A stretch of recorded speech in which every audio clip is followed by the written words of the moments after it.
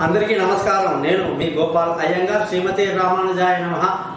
11వ తారీఖు ఫిబ్రవరి 2024 నుంచి 17వ తారీఖు ఫిబ్రవరి 2024 వరకు మేషరాశి నుంచి మీనరాశి వరకు ఎలా ఉందో తెలుసుకుంటూ ఈ వారపు యొక్క గ్రహస్థితిని చూసుకుంటే గురువు యొక్క స్థితి మేషరాశిలో, కేతు వచ్చేసి కన్యా రాశిలో, మరి రవి, బుధ, కుజ, శుక్ర గ్రహాలు మకర రాశిలో, కుంభంలో శని మరియు చంద్రుడి యొక్క స్థితి, అలాగే రాహు వచ్చేసి మీనరాశి సంచరిస్తున్నారు.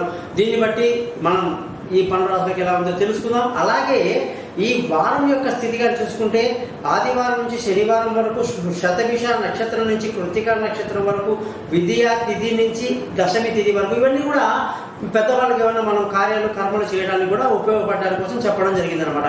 మీరందరూ కూడా మర్చిపోకుండా ఈ ఛానల్ని సబ్స్క్రైబ్ చేయడం, అలాగే మీ జాతకాలు తెలుసుకోవడానికి కోసం నా నెంబర్ పైన ఇచ్చాను, 3 కాంటాక్ట్ చేయండి. నేను మీతో మాట్లాడతాను, మీ జాతకాలు మొత్తం చెప్తాను.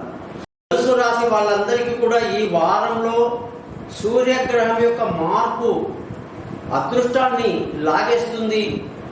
ఇన్ని రోజులుగా మీకు వెంటండి ఉన్న సూర్యుడు అదృష్టాన్ని ఒక్కసారిగా తన కుంభరాశి ప్రయాణంలో వెళ్ళేసరికి తగ్గిస్తున్నాడు. తండ్రితో విరోధాలు, అనుకోని సంఘటనల వల్ల దురదృష్టం జరగడం అనేది ఉంటుంది. కాబట్టి ధనుసు రాశి వాళ్ళు కొంత జాగ్రత్తగా తీసుకుంటూ రోజు ఆదిత్య హృదయం చదవడం మంచిది.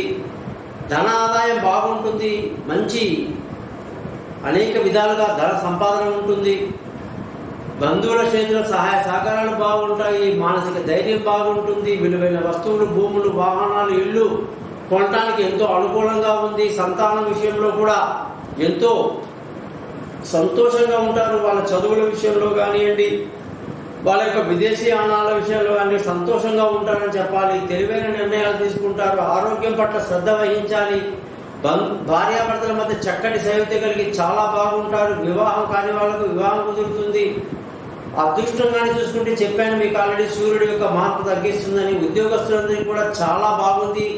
ఉద్యోగంలో ప్రమోషన్లు, ఇంక్రిమెంట్లు అన్నీ కనిపిస్తాయి. అదృష్టంగానే చూసుకుంటే అదృష్టం మీకు ఈ వారం బాగా ఉంది. తండ్రి సహకారం బాగుంటుంది. మరి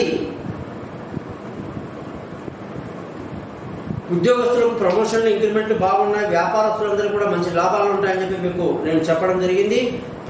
మీరందరూ కూడా మీకు నచ్చినటువంటి సుందరాకాండని, గురు మంత్రాలని చేసుకోవటం, చదువుకోవడం మీకు ఎంతో మేలు కలిగిస్తుంది.